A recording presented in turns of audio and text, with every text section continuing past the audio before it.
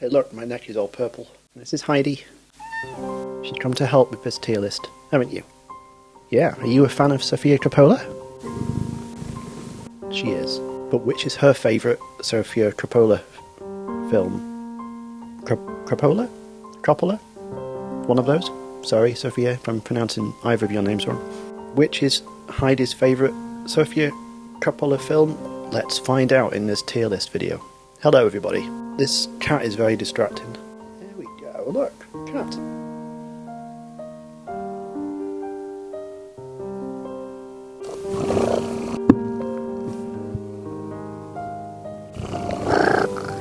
So yeah, anyway, this is my Sofia Coppola. I need to stop saying that name, I just charted it right. This is a tier list of some films that I like by the same director. Just after my whole Heidi interlude there, I just wanted to say thank you to all my friends and family who've been watching my videos. It was my birthday a couple of days ago, and found out that most of my friends and family watch my videos on a regular basis and press like. So if you want to be part of my friendship group in a, healthy sort of way, hit subscribe and like, I guess. And if you want to be part of my family, leave a comment to let me know which member of my family you want to be. Right, so today we're looking at these films. I've done these in chronological order because I wanted to, and I've spent the last few days watching all of these films again, and I've done that in chronological order just to follow the journey of Sofia and her filmmaking. I've only included her feature films, directorial feature films, rather than any other project she's worked on, and I think we're going to have a great time. Yeah, we are. Now, there's a couple of director trademarks that I've picked up on watching these films back to back. Typically, Sofia's films will be female-centered. The main character or the main story is very female-centered, and she handles that very well, very delicately, but also, we'll get into that. There's usually a soundtrack by a French artist or band. Initially it was Air, the French band that worked on The Virgin Suicides, her first film, but then later on she's worked with Phoenix, probably because her husband is the lead singer, frontman from Phoenix, and I like Phoenix, I've seen them a few times, good band. And another thing is her films are generally considered independent films. The most recent films have been put out by A24, which as we know are my favourite film people type stuff. There's definitely a style to her films which I've wanted to highlight in these film conversations. The first film, released in 1999, is The Virgin Suicides. And to prove the validity of his love, he jumped off the roof of his relative's house.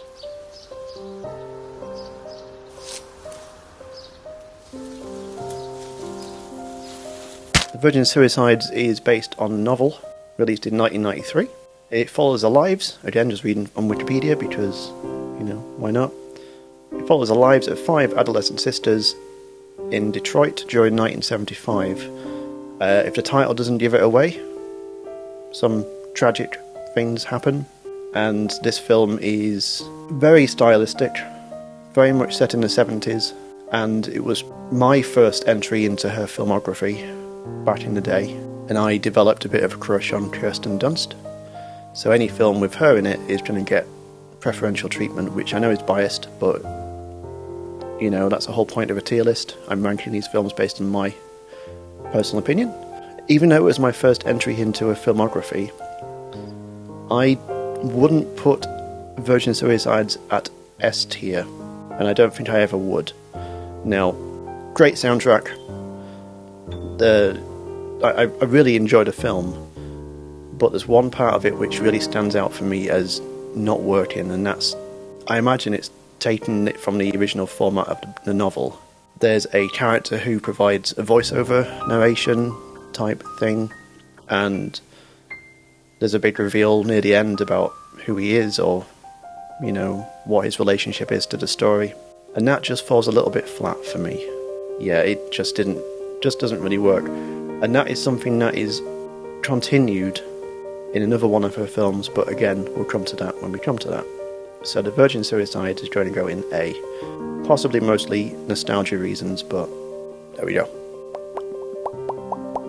Right, next is Lost in Translation. I could feel at the time there was no way of knowing. This is a 2003 film starring Bill Murray and Scarlett Johansson and others. Interestingly, an Anna Faris role, which I keep forgetting she's in it. Not because it's a bad role, it's just seems so out of place to cast Anna Faris at this stage in this sort of film, but it works. The film is set in Japan. Anyone who's watched my If Not Now Then travel series of videos will know that I went to Tokyo to kind of find some of the locations that were used in the film, and I found a few. Needless to say, I'm a fan of this film. One of my top 10 films of all time, I think. Yeah, I think so. It's basically a nothing film. Nothing really happens in this film, and that's what, to me, defines Sofia Coppola's work. The slice of life kind of nothing films where it's just a series of scenes where characters get to know each other or do nothing, kind of like a boredom film, which she has been criticised for, but I don't think it's a weakness. I think it's leaving it up to the audience to make their own interpretations of things rather than hammering them over the head with this is the reason this is happening. And I think Lost in Translation is a perfect example of that. It has beautiful cinematography. The soundtrack is, again, one of my favourites. It's just a wonderful film, and I've watched this film many, many times with many different people, and I've never got tired of it. I've never heard a bad word about it. I'm sure there are bad words out there. So I'm very easily putting Lost in Translation up in my S Sofia tier. See how I've called it Sofia? Because S seems to be a theme in my tier list videos. Sofia followed up Lost in Translation with a film called Marie Antoinette. She should not be sitting at this table. Pardon. About the youngest daughter of Empress Maria Theresa of Austria, set in 1770, where she's sent to marry Louis Auguste to seal an alliance between the two rival countries. Again, just reading from Wikipedia. I've not seen this film until very recently. As much of a fan as I am of Sofia's work, I'm not a fan of period pieces or historical dramas or things like that. Even things like Game of Thrones, I just don't get on with it. So I've kind of skipped this one until recently. Not sure why, because Kirsten Dunst is the lead, and it has other great performances by... Well, I don't know if Jason Schwartzman's performance is good, but I think that's a character. Again, most of these characters are very one-dimensional and shallow, so I think it works really well for him in this particular film. I'm not saying he's a bad actor. The fact that I didn't get anything out of him in this film makes perfect sense. One of the criticisms I've read online is that this film uses modern music rather than entirely period piece music. To that I say, whatever. This is a stylistic choice. There's also a shot of Converse in one of the establishing shots, and why would there be Converse shoes in the 18th century? Why would they be wearing Converse? It's all stylistically chosen, and I had a great time with this one. I'm surprised that I'm putting this up in S tier, but yeah, I loved it. This is a great film. I'm really glad I got to watch it, and spoiler alert, there are no other films going in the S tier, which kind of tells you how highly I ranked this film. I think I'm glad I didn't watch it until recently. I think if I'd watched it earlier, like when it was released in 2006, I wouldn't have enjoyed it as much. It's a sort of retrospect thing. Also reminded me a lot of films like Saltburn recently, which isn't a period piece really. Well, it's not at all a period piece, but it gives me the same sort of vibes. Another film I'd compare it to is The Favourite. So yeah, since I've started doing these tier list videos and my little YouTube corner thing, I'm discovering entire genres that I've skipped over and I'm now giving more time to, so I'm grateful for that. Thank you, YouTube, for giving me this platform to ramble about things. I'm also really warm, so I'm going to take my thing off. Manchester weather update. There's a storm at the moment, Storm Pia, P-I-A, Pia, and it's ravishing everyone's gardens and wheelie bins are falling over everywhere, but it's also making it very warm. So I put the heating on, like a lower temperature, and it's just not working out for me. Hang on. Let's continue with this thing we're doing now. Next is a film called Somewhere.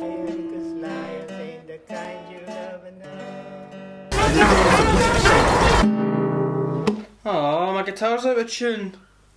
which was released in 2010. This is a follow-up to Marie Antoinette, in which we follow a newly famous actor who is kind of trapped in some sort of existential crisis, and I imagine dealing with newfound fame is not necessarily the easiest.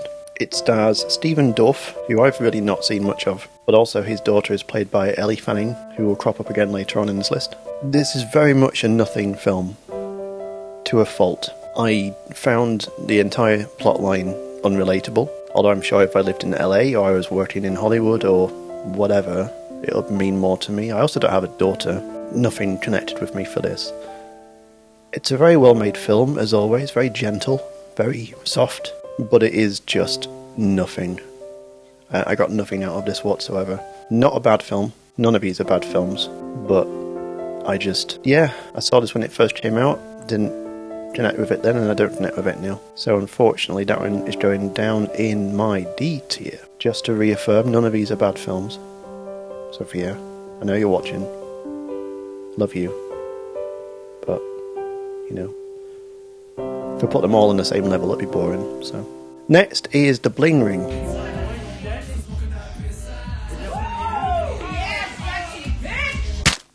Now, I believe this is where Sophia started working with A24. This is a film about a crime thing that happened in LA, where a bunch of girls and a guy started breaking into famous people's houses and apartments and just stealing their stuff.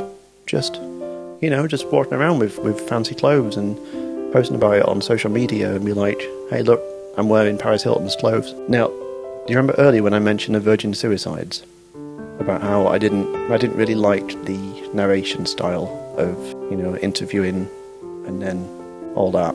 This is where it comes back, and this is again where this film kind of fails for me. I don't think that suits Sophia's storytelling style. I think the way that works for her, in my opinion, is a series of scenes where things happen but there's no connection between them, if that makes sense. And so to have someone, or to have a number of characters kind of explaining the story and their points of view as the film goes on, just took me out of it for some reason. We have some great performances, especially from Emma Watson, who's the lead. Well, she's not really the lead, but everyone knows Emma Watson, right? So it definitely felt a bit too hyper for a Sofia Coppola film. Also, this cover is garish and horrible. So I had more fun with this than Somewhere, but it didn't really feel like a Sofia Coppola film. So I'm going to put that into C for Coppola. And then something really strange happened.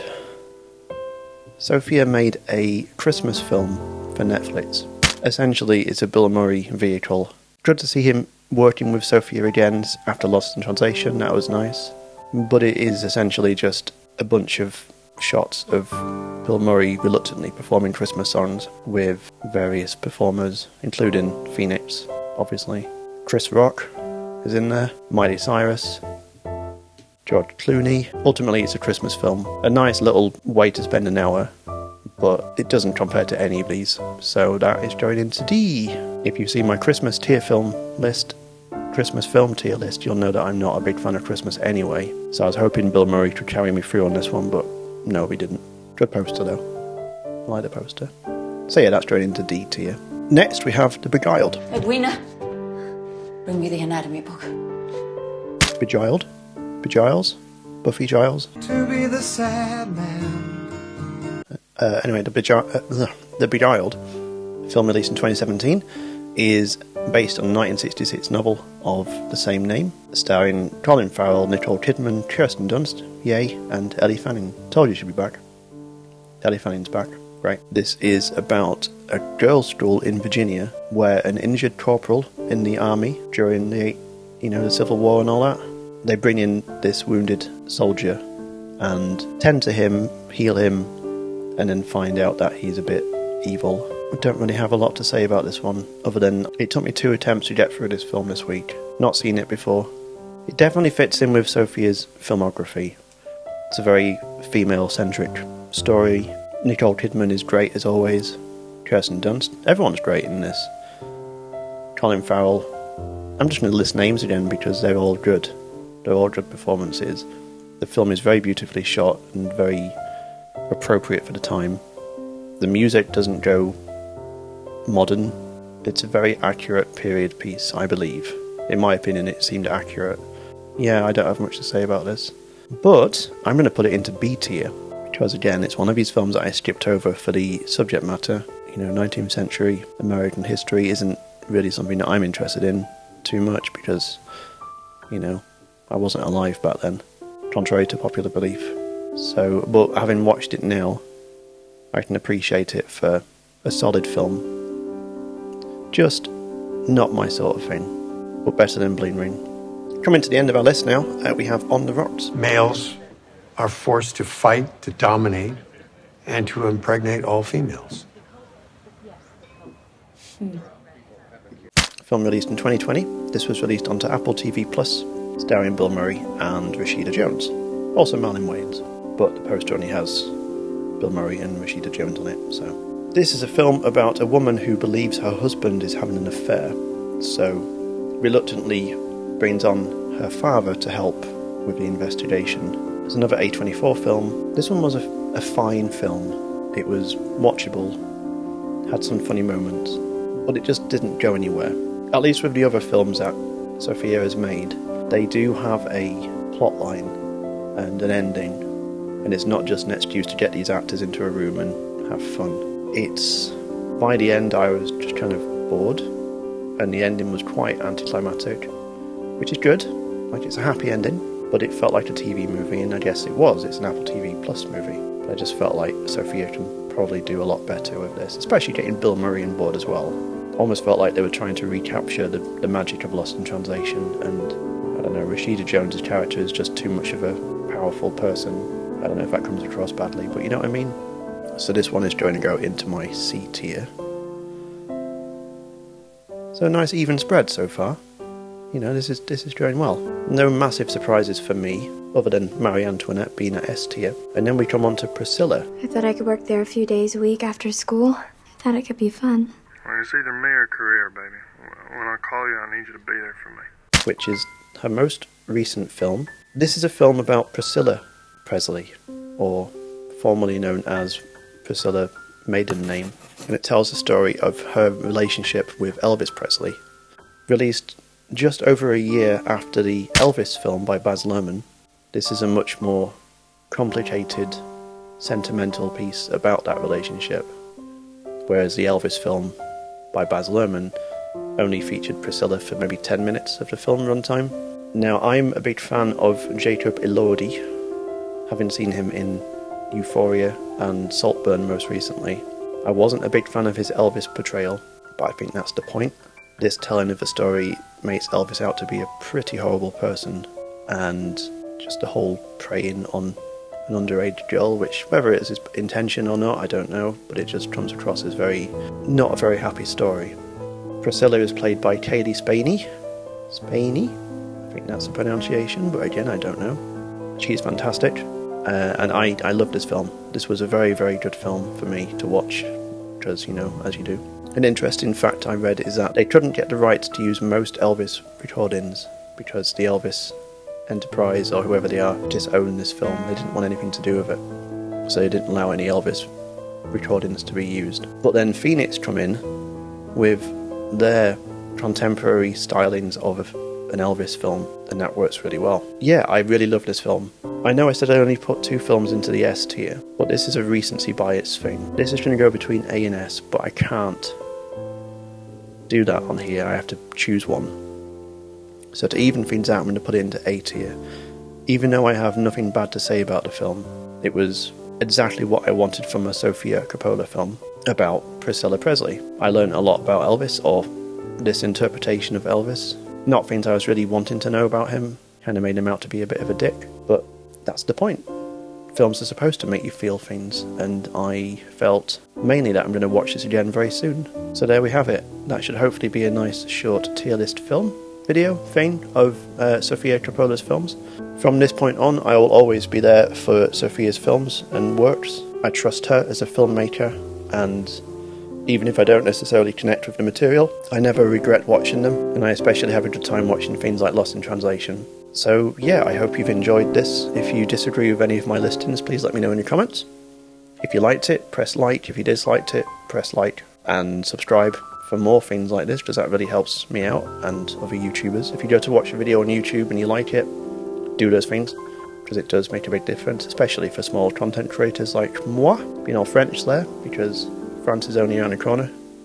That's about an hour away on a plane. And yeah, have a Merry Christmas if you haven't already. Happy Hanukkah if that's your thing. Just have a nice life in the short time between now and my next video. Hopefully short. We'll see how it goes. Bye.